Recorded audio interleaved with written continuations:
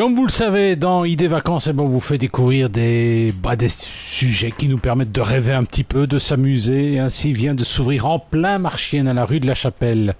C'est au numéro 66, le sac à vin. Les vins de la Vinguette, on doit ça évidemment à notre ami Philippe Genion, célèbre auteur de notre région, mais qui a plusieurs cordes à son arc, et notamment le vin. Alors Vinguette, Dieu, c'est un beau nom. Ah bah oui, c'est une guinguette à vin, donc c'est boire du vin, servir du vin, mais à l'extérieur, dans le cadre d'un beau jardin. On a la chance d'avoir une propriété qui dispose d'un grand jardin assez luxuriant, dont certaines parties sont un peu laissées en pousse sauvage, et d'autres parties sont travaillées avec des étangs, etc. Donc on a mis des tonnelles, on a mis des tables, on a mis des chaises, et il y a des verres, il y a à boire, il y a à grignoter, il y a de la musique. Ouais, alors cela dit, on s'en rend pas compte, mais Marchienne, c'est quand même une chouette petite commune, c'est vrai que la réputation n'est pas très bonne et pourtant c'est un chouette point quand même. Mais Marchienne, t'as une mosaïque de différents quartiers. Je veux dire, il y a la docherie qui est un quartier à part entière dans lequel il y a plusieurs zones également, des zones plus rurales, pas mal comme quartier, plus rurales et plus commerciales. Oui, il y a Marchienne État qui évidemment avec la gare, etc. C'est un quartier compliqué,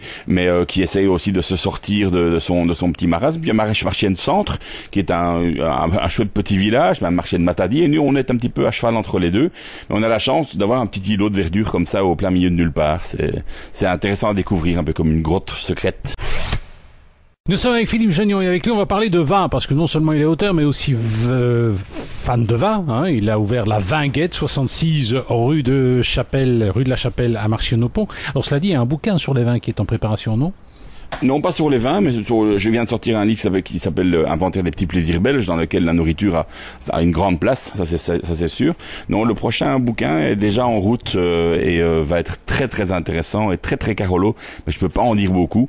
C'est pour les éditions de La Muette et du Bordelot.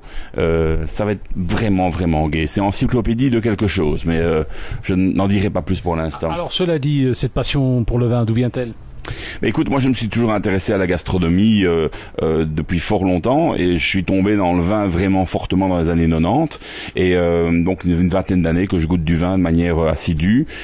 J'ai fait des études dans ce sens, donc je suis retourné à l'école vers 40 ans, usé mes culottes de 40 ans sur les bancs de l'école industrielle de Marchienne-au-Pont pour mettre une structure dans ma tête sur les connaissances en vin que j'avais.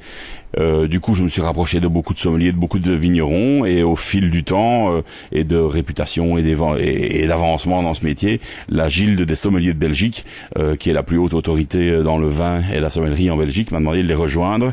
Je suis donc maintenant leur secrétaire général et on organise ensemble le concours du meilleur sommelier. Tout cela, c'est de la légitimité, mais à côté de ça, le vin, c'est du plaisir et c'est du partage. Moi, je dis toujours, le vin, c'est de la colle sociale, et mon envie, c'est de faire partager des belles bouteilles, des bons vins avec le maximum de gens à des prix sympas. Il faut pas payer 60 € ou 200 € pour une belle bouteille de vin. Il y a moyen de se faire plaisir à 8 €, à 12 €, à 15 €, même à 4,50 €.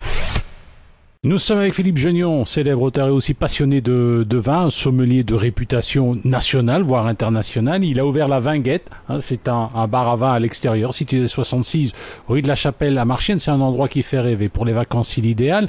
Alors, en cette période, on aurait tendance à apprécier quel type de vin ? Les blancs, les rosés ? Ben, beaucoup de gens pensent rosé, finalement soleil rosé. Il y a effectivement quelques rosés fort sympas. Moi, j'aime bien des rosés qui ont quand même de la mâche, qui ont quand même quelque chose de vineux en bouche. Mais l'idéal, c'est quand même un bon vin blanc, bien frais. Pas glacé, parce que si on les frappe, on n'a plus les arômes. Donc, boire du vin, si on n'a pas le goût, ça sert pas à grand chose. Alors, autant boire de l'eau.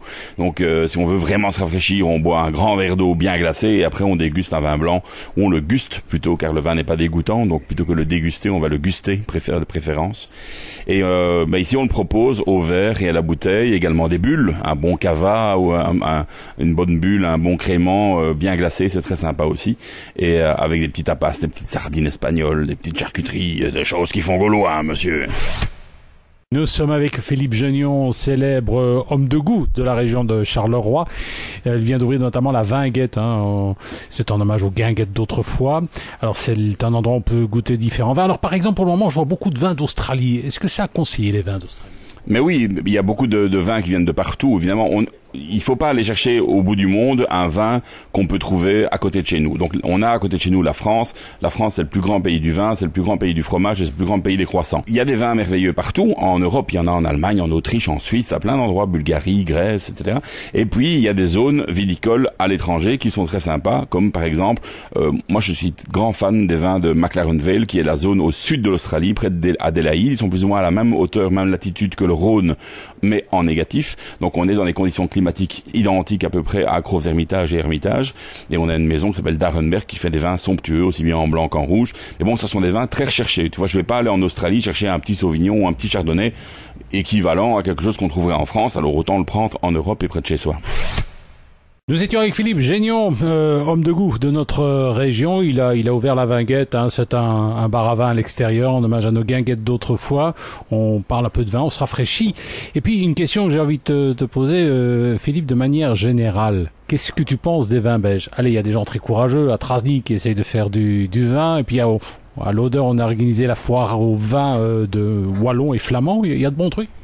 Oui, il y a des bonnes choses par-ci par-là. Par exemple, ici, il y a quelques jours, on a fait dans le cadre de la Vinguette la fête à Rufus, la fieste à Rufus, pour célébrer ces fameuses bulles wallonnes qui sont produites près d'Olchin, près de Binche. Ça, c'est quand même la plus belle success story du vin belge. Avec 130 000 bouteilles vendues. C'est énorme, hein. Un an à l'avance, c'est extraordinaire. Après, il y a de bons vignerons par-ci par-là en Belgique, mais leur production reste anecdotique. Donc le problème, c'est que pour faire du vin, il faut des cuves, il faut un chai, il faut toute une série de matériel qui implique des coûts.